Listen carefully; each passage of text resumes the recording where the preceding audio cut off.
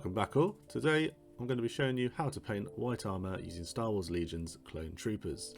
This method will work on any model, although I'd advise on anything larger such as vehicles with large flat panels to only recess wash it, but you'll see what I mean by that when we get to that stage.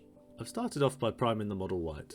I've opted for Citadel white spray paint here, and I begin by blacking out the undersuit using Green Stuff World's Black Stallion paint. Any black will do the job here, so don't stress it too much. Take your time on this step and use a small sharp brush if needed to avoid making any mistakes. If you do have an accident, like I have on many occasions painting this, I'd advise going back in and patching it with Ulthuan Grey, painting very thinly to avoid any nasty streaks or brush marks.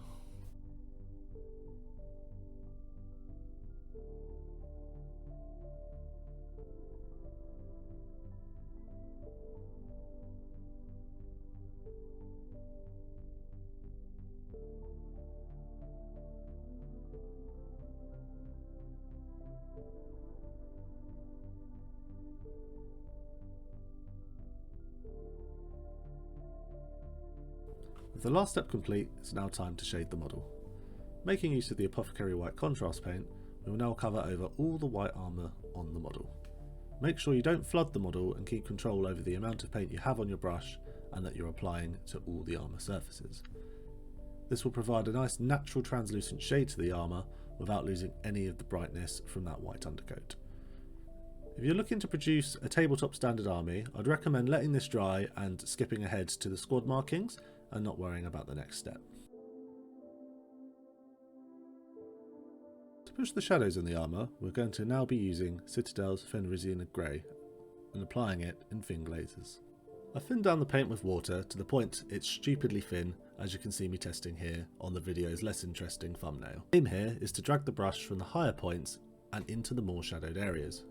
For example, the legs have a centrally raised line, and from there we will drag inwards to the inside leg of the model. Once this is done, it's vital you leave it to dry and work on another area of the model. As the paints are as thin as my viewer retention, it will dry up quite quickly, ready for the next layer.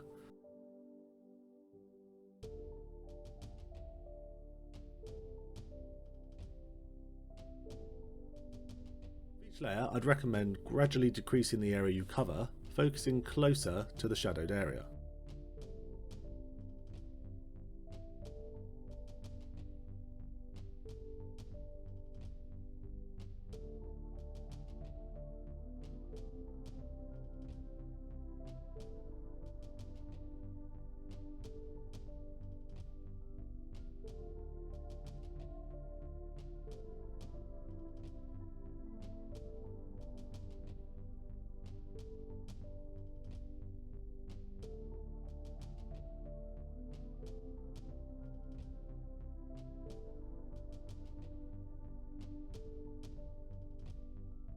For a few passes you will begin to see the shadow colour build up, and I would personally recommend using this step on the more fancy elements of your army. However, a bit more effort never hurts.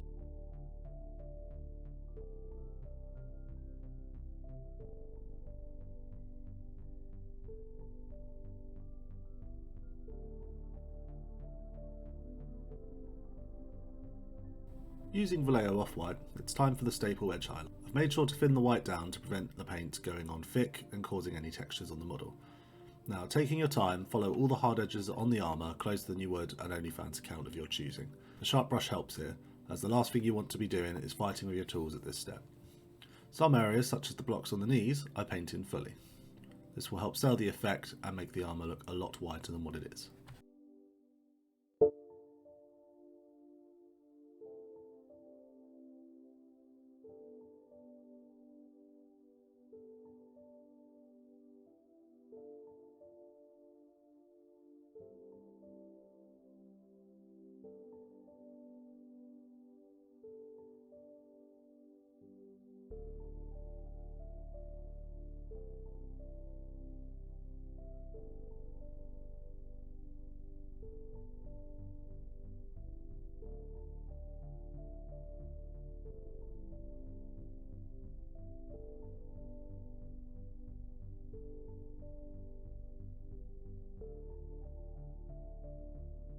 The chest is another area that I paint the upper panels all in white in order to make the armour look brighter than what it is.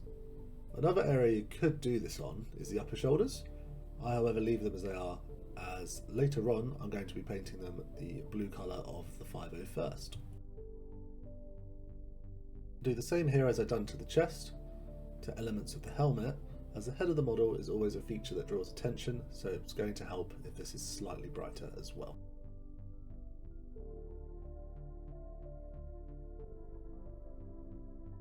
If you do make some mistakes and spill onto the black, don't stress it, just spend a few seconds going back and correcting it, because we do want to maintain that nice contrast between the black of the visor and the white armour of the helmet.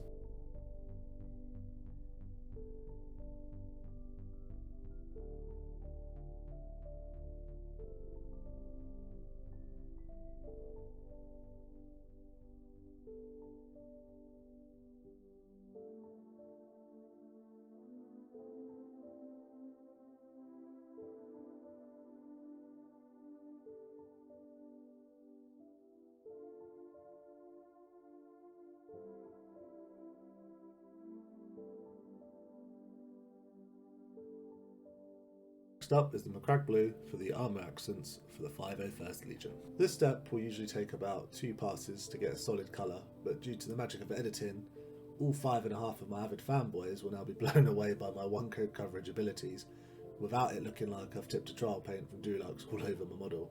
To decide on the colour placement, I use Google to look up the 501st markings, and I've settled on doing the bottoms of the knees, the tops of the shoulder armour, and the chest and head markings.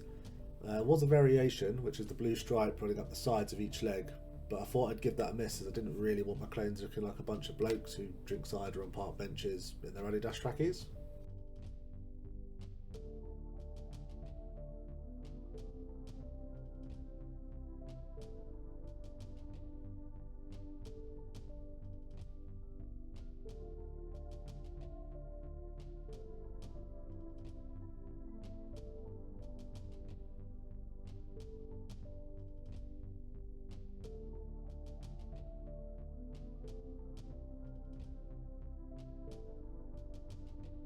Now I've been lucky, I managed to get the markings looking decent enough without having to go back and forth and correcting them. Obviously if you have made any mistakes and you want to go back and correct the thickness of any of the markings, especially on the chest and the head, my advice is going to be make sure you keep the white layers very thin to cover it, because the last thing you're going to want is really thick paint around these details, as they are quite prominent and stand out. To add a bit of interest to the model, we're now going to hit that utility belt with a thinned down Agrax Earthshade wash. I'm doing this because I want to simulate areas that dirt may have got caught in between gizmos and pouches and settled.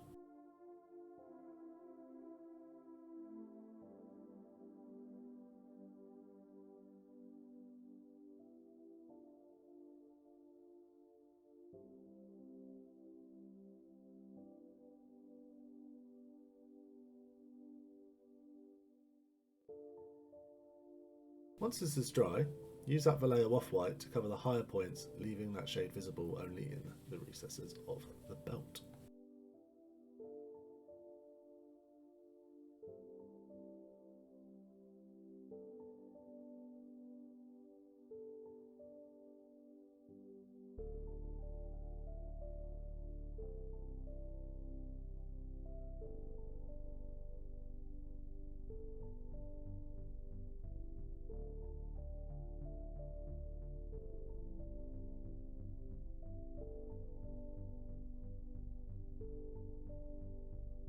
Step, we're going to make a 50-50 mix of Agrax Earthshade and Gryph-hound Orange and paint it all over the base, making sure we're careful not to get any on the model or the feet. After this, paint the base rim black and make sure you do a full coat to get a nice solid covering.